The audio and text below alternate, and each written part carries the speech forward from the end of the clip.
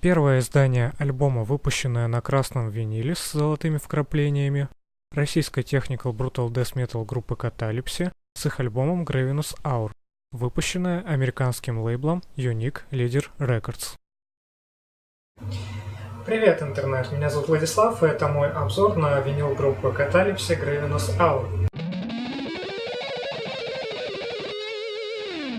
Сначала это должен был быть ролик с восхвалением альбома, представлением его как скрытой жемчужины российской метал-сцены. Но, это убожество недостойно такой похвалы. Да, альбом неплох.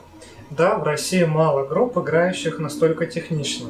Так ли это хорошо на самом деле? Да, я был на концерте группы по случаю его выпуска и слышал это вживую. Но назвать его жемчужиной после нескольких десятков прослушиваний и изучения истории его создания у меня язык не повернется. Что если не делать скидку на то, что группа Catalepsy из моей страны, а вокалист вообще из моего родного города Новосибирска? Альбом действительно редкий представитель жанра Technical Brutal Death на российской метал-сцене. Но давайте оценим его по существу. Первый раз я услышал группу Catalepsy на концерте с презентацией альбома. Blinded Sultan звучал внушительно. Звук, нарастающий волнами, лавина из рифов и молниеносные партии ударки – все это создало идеальный настрой для покупки винила. Я заказал его с лейбла напрямую, чтобы не ждать. Если кто не в курсе, в России этот альбом начал распространяться немного позже, чем он вышел во всем остальном мире. И в основном распространение его в России происходило через группу Catalepsy ВКонтакте. По неплохой цене, кстати, за это респект ребятам. Как это обычно бывает, мои первые прослушивания оказались положительными. Я был под впечатлением от концерта и, не вдаваясь в подробности, просто слушал альбом. Винил записан без огрехов. Выбор американского лейбла Unique Leader Records оказался оправданным. Детальность, как и на дисковой версии, просто потрясающая. Но, в отличие от CD, винил добавил глубины в эту запись. А учитывая особенности темы лирики этого альбома, глубина и атмосферность ему точно не помешают. Я бы даже сказал, глубина и атмосферность – это те вещи, без которых альбом теряет часть своего шарма. И тем круче, что на виниле они присутствуют. Как вы понимаете, жанр Technical Brutal Death Metal не самый простой для раскрытия и восприятия. Особенно важны в этом жанре детальность, чтобы каждый инструмент звучал отдельно, а не в кашу с остальными. Также важна общая органичность звучания. Если с первым пунктом на этом виниле полный порядок, то к органичности звучания у меня есть вопросы. Почему, когда гитаристы превозмогают, выдавая качественные рифы, барабанщик играет на пределе своих возможностей, а басист пишет партии для всей группы и лирику всего альбома? Почему вокалист звучит так плохо в сравнении со всеми остальными? Из-за него тексты воспринимаются фоном. Мало того, что они неразборчивы, так они еще и зачитываются импульсивно и с излишне агрессивной подачей. Вы спросите меня, как же так? Может, лирика и должна восприниматься фоном? Давайте посмотрим. Что у нас здесь? Лавкрафт. Описание вселенной, созданной писателем. Места и персонажи. События. Все написано грамотно. Залогом на эффектную атмосферную подачу. Вокалировать такое, чтобы шло фоном к музыке, просто преступление. Так, а что у нас здесь? Почему часть лирики выделена красным? Покажите мне человека, который решил, что эту часть текста петь не обязательно. Приехали. Вместо того, чтобы поработать над подачей, группа решает вырезать частички текста. Теряя без того неплохо похеренную атмосферность, запортую никчемным вокалом. Супер. Как же так, спросите вы? А я вам расскажу, как такое получается. Прошерстив историю альбома и изучив большинство интервью с участниками группы, картина для меня стала ясна как день. Видите ли, что из себя представляет группа Catalepsy? Это собрание следующих индивидуумов. Барабанщик Евгений Новиков, который единственный из группы считает музыку своим призванием, и поэтому не работает на основной работе. Но важно не это. В интервью он неоднократно упоминал, что ему по большому счету плевать на то, что делают остальные участники группы. Он просто играет свои партии, не вникает ни в идеологию, ни в особенности подачи материала. Гитаристы Дмитрий и Антон не могут себе позволить такой роскоши, как отсутствие основной работы, поэтому они работают по полной занятости и уделяют группе время по мере своих возможностей. И, наконец, басист Анатолий Шишилов, который отвечает в группе за всю ее идеологию, а также пишет партии для всех инструментов. Это просто человек-мозг какой-то. В моем представлении группа Catalepsy — это именно он, а остальные заменимы. Ну и последнее звено — это вокалист Игорь Филимонцев. Так, вы меня спросите, как же похерить блистательно описанную Анатолием идеологию альбома при его записи? Первое. Работайте по удаленке, созванивайтесь в скайпе, не репетируйте в студии.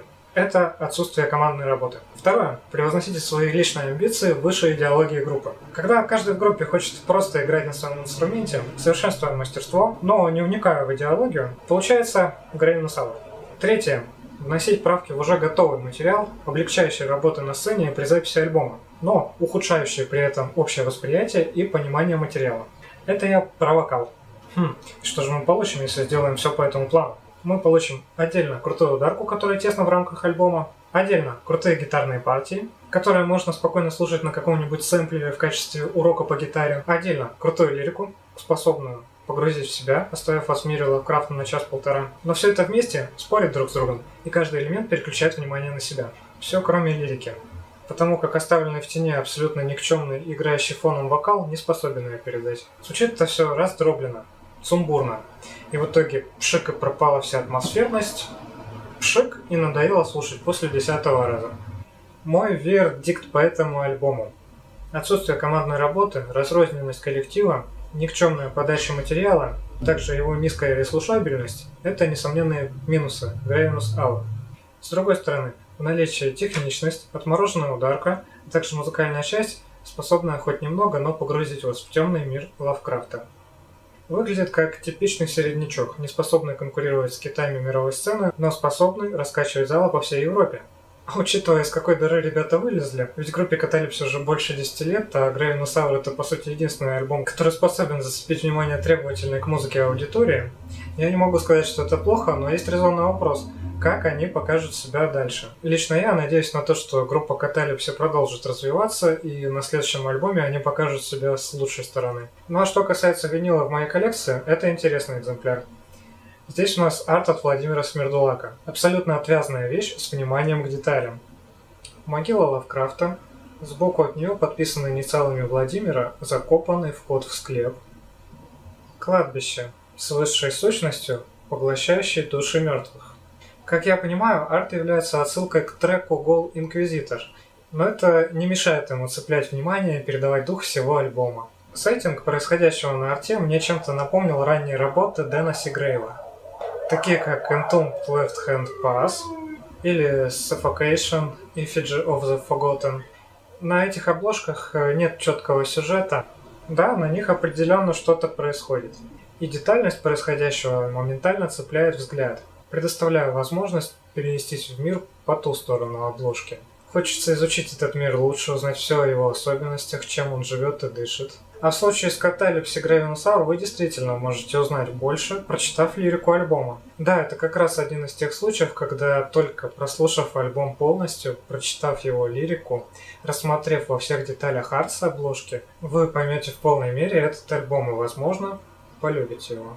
Оформление винила заслуживает отдельного упоминания, например, на вкладках и на обложке альбома присутствует тиснение, за что отдельный плюсик в карму оформителю альбома. И однозначно минус я могу поставить винилу за размер текста на вкладках. Очень маленький. Написано слишком мелко, неудобно читать. Особенно текст, написанный рукописным шрифтом. Гораздо удобнее было бы сделать разворот, на котором поместился бы весь текст, и не пришлось бы напрягать зрение в попытках прочитать его. Но в целом качество винила хорошее. Печать сделана добротно, с вниманием к деталям, да и в плане звука винил меня только порадовал. И теперь, с оговоркой на оценку самого материала, записанного на виниле, я могу сказать, что это хороший винил. Теперь он является частичкой моей коллекции и напоминает мне о посещенном концерте и о российской метал-сцене, которая постепенно набирает обороты. Что ж, я могу порекомендовать этот винил тем, кому понравился альбом Gravenus Hour, поскольку винил раскрывает альбом с лучшей стороны, приносит в него новые краски.